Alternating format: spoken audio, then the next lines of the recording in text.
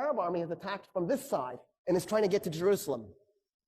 And so the Romans know that the Arabs, you're outnumbered, you're out technology, you're out money, and you're facing two empires.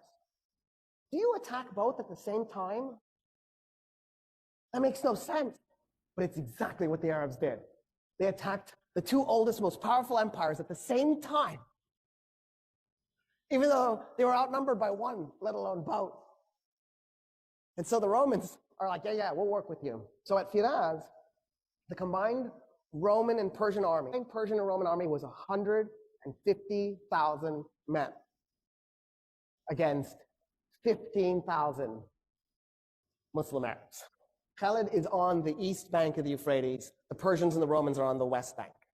There's a ford and a bridge, which is convenient if you're moving an army. It's nice. And so Khalid needs the Persians and the Romans to cross the river to fight. So he very politely backs his army up from the bridge and the ford and split it into 3 5,000-man units. You like that.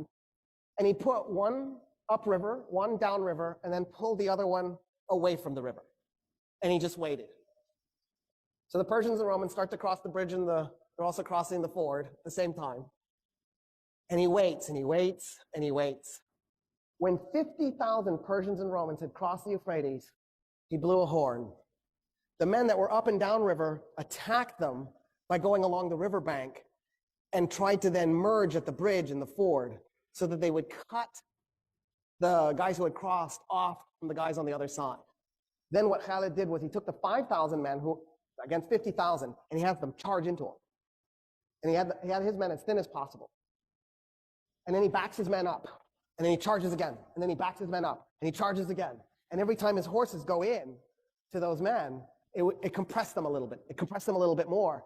So after a while, the Persians and the Romans are so compressed they can't move their arms, they can't swing their weapons. He's just compacted them together. And they realize what he's done to them. And they panic. And they turn around to run back to the river to cross it.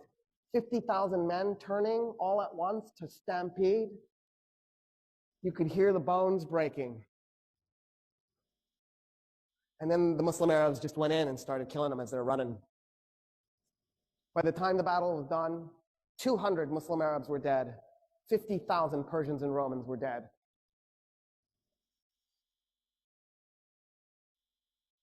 What is this?